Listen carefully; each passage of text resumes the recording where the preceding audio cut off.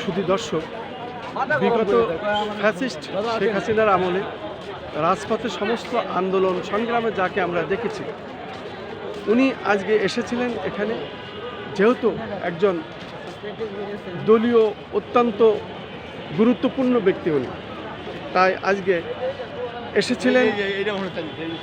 মাননীয় প্রধানমন্ত্রী জনাব তারেক রহমান এখানে উদ্বোধন করে গেছেন, এবং উদ্বোধন করে যাওয়ার পরে আপনার অভিমত কি যদি একটু বলতেন। আমি এই জিয়া স্মৃতি পাঠাগার সামনে রেখে নিচ্ছি। হ্যাঁ, আপনি বলুন, আজকে আপনার অভিমতটা কি?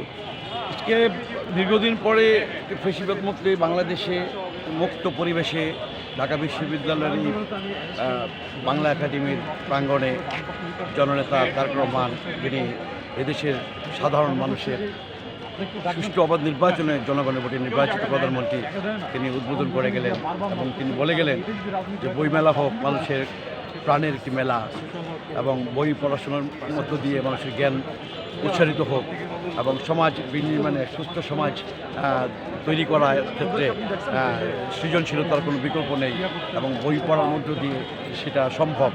এবং আমাদের সকল অঙ্গনে আমরা যে অঙ্গনে আছি, আমরা জ্ঞান অর্জনের জন্য আমাদের জন্য নিত্যদিনের সঙ্গী হিসেবে বই হোক আমাদের, সেই কথাতেই তিনি বলে গেছেন। আর উদ্বোধন করার পরে তিনি বইমেলার বেশ কয়েকটা স্টল ঘুরে গেছেন, এবং আমরা দেখতে পেয়েছি যে ডাক্তার জোবায়দুর রহমান এবং বেশি জাইমুর রহমান সহ ওনার সাথে আসছিলেন। এবং এই বইমেলাতে এদেশের বরেণ্য রাজনীতিবিদ, বরেণ্য লেখক, সাহিত্যিক, শিল্পী, এমনকি আপনার বিভিন্ন পর্যায়ের মানুষ এই অনুষ্ঠানে এসেছিলেন। এবং এই রমজান মাসেও সুন্দর একটি অনুষ্ঠানের মধ্য দিয়ে আজকে 2026 সালের 26শে ফেব্রুয়ারি বইমেলা উদ্বোধন হলো।